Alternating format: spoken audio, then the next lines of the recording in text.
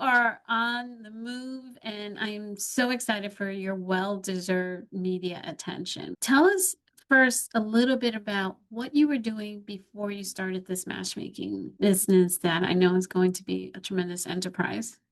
Yeah, so before I was a matchmaker, I was in the military. I was in the Navy for 5 years, and I met my husband while active duty. We were in Japan, and he was in the Marines, and he was in for 10 years.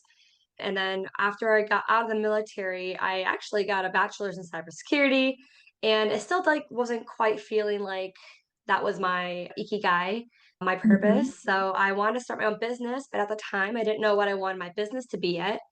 And so matchmaking came up when I was honeymooning with my husband in Iceland, and there was a screenshot of a matchmaker looking for singles for clients, and I thought, wait, that would be an amazing like career to match people because it could be hybrid. I'm such a people connector, and I was already like organically matchmaking before I thought about it as a career. Whenever there were singles that I thought would like each other, I would be like, "Hey, I thought of you. You guys would probably pair well." And then once they did meet and they did hit it off, it was the best feeling.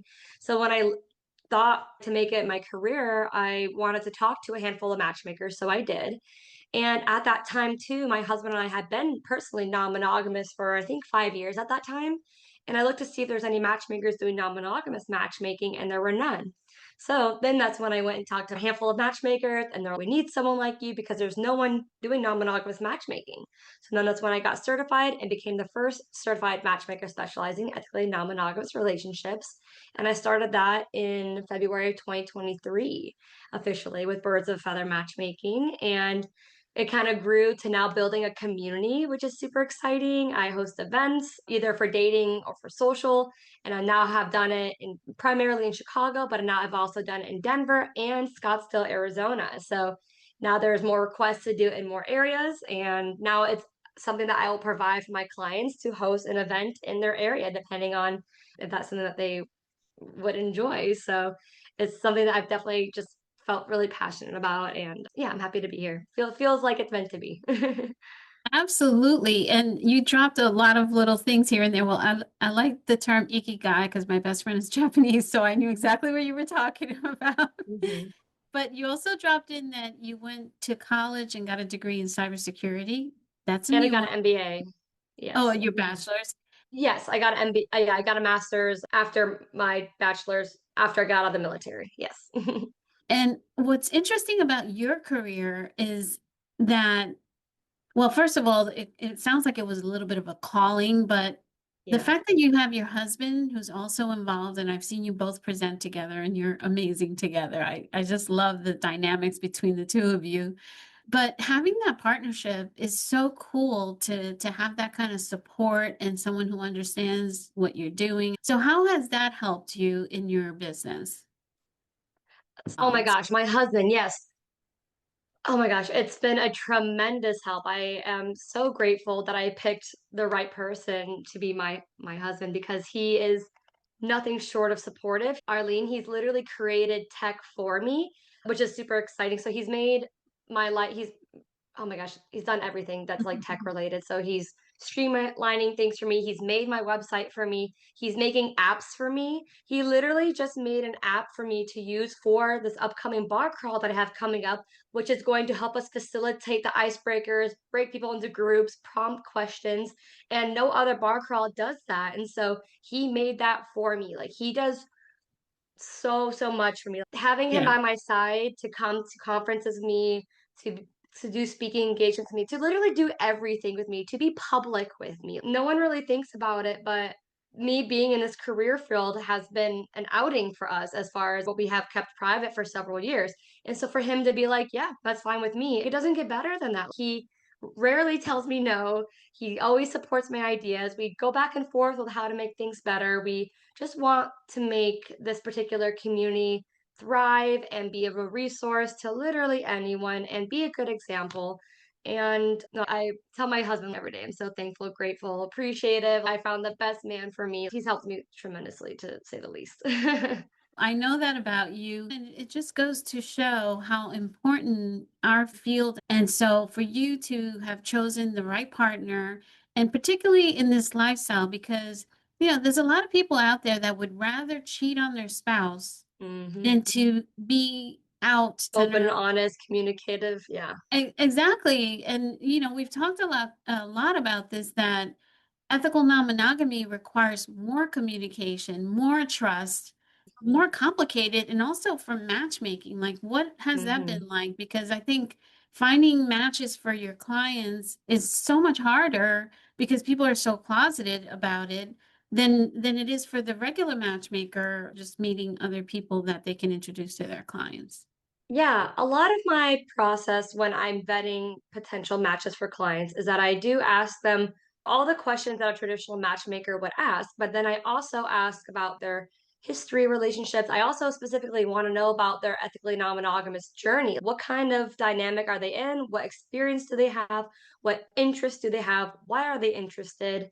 And what has worked and what hasn't worked? And then hopefully being able to kind of prompt both green flags, red flags, and making sure people are enthusiastic about wanting to be in this kind of dynamic, or if they are new, pairing someone who's also new, and or someone who's more experienced with someone who is experienced. So figuring out what they've done, what they want to do, how they've navigated tough positions before. Yeah, just pretty much being able to ask those really deeper questions that are more telling of their character and how they navigated, and being able to dive into that kind of stuff, especially when I see a match as a potential match for my client, then that's when I ask those kind of questions, and that's when it would be part of the reason why it would be a good pairing.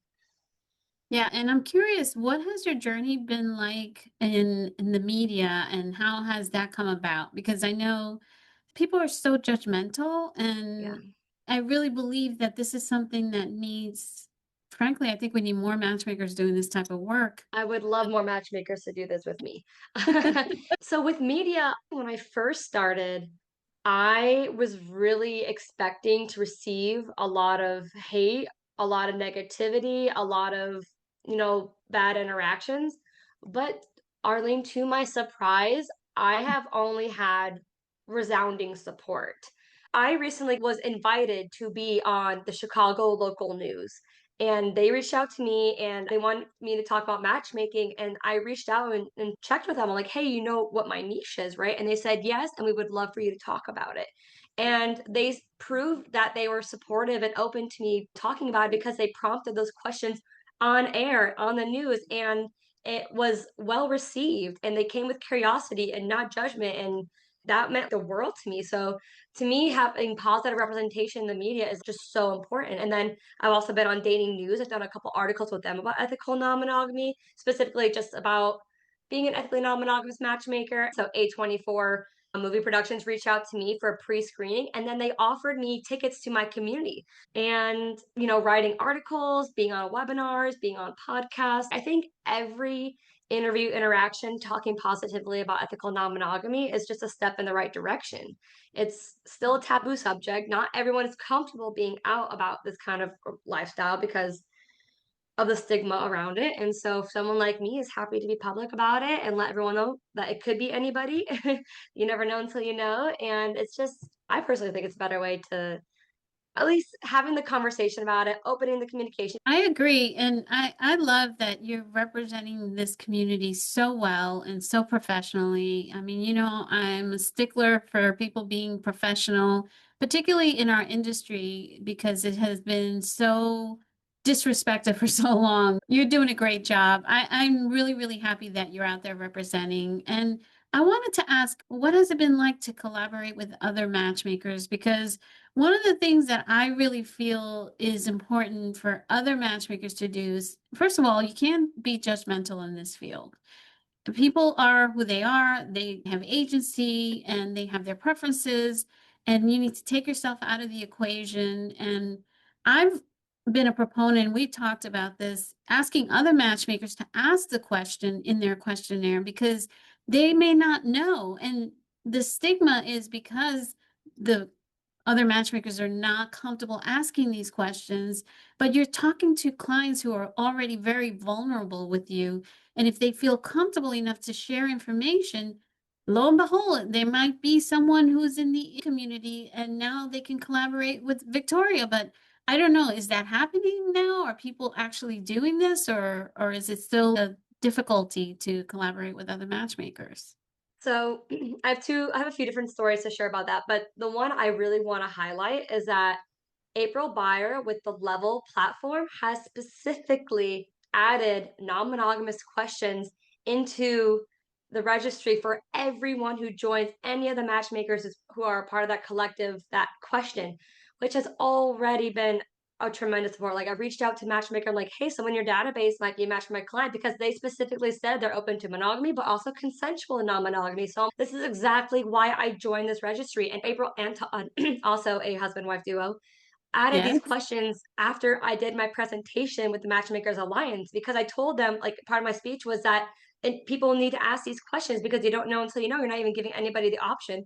And so April has now added that question into the application journey. And I'm just absolutely thrilled to be a part of that collective, knowing that other matchmakers, recruiters, event hosts, or whoever they have in that collective, everyone who joins their journey is being asked questions about non-monogamy. And guess what? I'm seeing them pop up because I knew this was going to That's happen. You don't know until you know.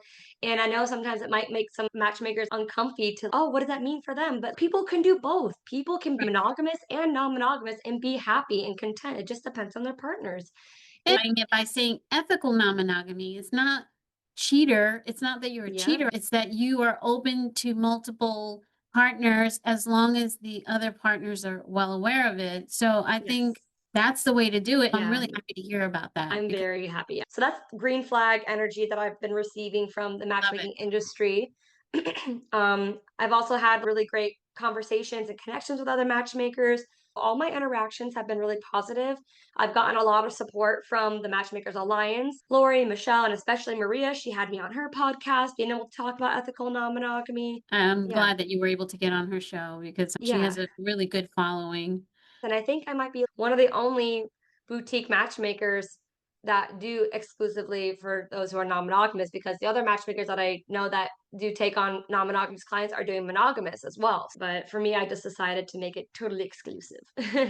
Well, you know me, I'm a proponent of cultural competency and knowing and understanding your community that you Yeah. work with. And with you, that's exactly the case. You're happily married, you're both in the lifestyle, you understand it, you interact with people regularly, you're out about it as well. I mean, it just makes so much sense for you to be representing this community and doing the work that you're doing. And I'm happy to hear about your events. That sounds extremely exciting. Let's talk a little bit about technology because I know your husband is in tech, Yeah. and I really do believe that if you're a matchmaker, you should be using technology. You just cannot give up the responsibility of the vetting, and technology is there to help you, not to replace you, because I don't believe that AI is replacing matchmakers. Nowadays, you can be talking to a bot and you don't even know it. There could be a fake video or fake pictures, all kinds of things.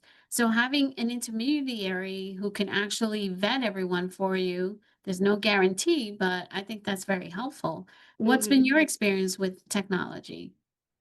I love it. I love tech. I find it makes life just a lot easier, a lot more thorough, a lot more official, being able to track everything that you need, taking the notes, having the scheduling, and having a systems and having automations and having a way to get the word out. And especially when it comes to using technology with posts or communications, all these different areas of tech are just super beneficial. And I know people don't love using AI, and I like AI. But as far as it doing things in the background for you, people found me through AI, just like asking bots or asking the internet and who's the matchmaker that'd be paired for me. And so for me, for AI to recognize that I am a person for them is also a huge honor. And if it wasn't for technology, they wouldn't have been able to find me. But still, people are using it. It's a huge resource, and it is really smart and it can help. business people and singles, and yeah, Well, I I like mean, it helps you to be more responsive to your clients. It actually yeah. enhances the client experience when you're Yes. using technology, not the other way around. So that's exciting. What would you say to anyone who's thinking about going into matchmaking? What would be some advice that you can give them? Well, my number one piece of advice, if you're thinking about getting into matchmaking, is to sign up with Arlene herself. Go through her program because she is business savvy, and I wish I had started off with Arlene to build my foundation, to have the different frameworks in place, to then take things in bite-sized pieces and just starting off like doing something really, really well. And continuously learning, like, yeah, so that'd be my number one advice. And then I would, network with other matchmakers. Every matchmaker that I've ever talked to has always been an open book, super friendly, open and have a chat with me. So I would recommend getting in touch with a bunch of matchmakers, not only to build up your network, but to learn from them, see what advice they're open to giving to you, and then make notes of like what's being repeated out there. So that's what I did, and I found that beneficial. And then so the handful of matchmakers that were like a part of my core, I love seeing them. I can't thank them enough for just like helping me launch. So I feel like it is good to have a little bit of both. Having mentors has been beneficial. There's like different programs like Score that will have free mentorship that I think was really helpful and really great. Yeah, I think just having just kind of knowing where your strengths are and where your weaknesses are, and then outsourcing where you feel weak. And that Mm, might take some time to figure out where you're not strong at, but then find like kind of building up your team, finding people who are trusted to help you work with your business takes time. And then my other advice is, yeah, just make friends and be a positive representation of being a matchmaker and just do your job well. I love it. Always great advice. One other thing that I was going to mention is that you were very fortunate that you came into modern matchmaking because there was a time where matchmakers were like blindfolds, like they would not look at another matchmaker, they I wouldn't think that's talk to another matchmaker. And fortunately, we were able to affect change and get everyone to start collaborating and having conversations, which I think is great. Going to the conference is great. yes, conferences are amazing. And joining Matchmakers Alliance, I would also love to Absolutely. recommend them as well. Yeah, yeah. I think it's great. And they have their monthly calls as well. I think all of it is good. I think you need to be a lifelong learner and have a beginner's mind because things change so much. This industry has changed so much that if you think you're going to set it and forget, it's just not happening. But thank you so much for your kind words. You never ever stop learning. And what we do is more about implementation than it is about getting information. So, Victoria, I cannot thank you enough.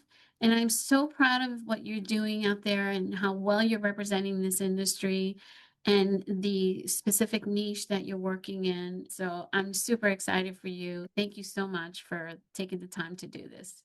Thank you. I appreciate you.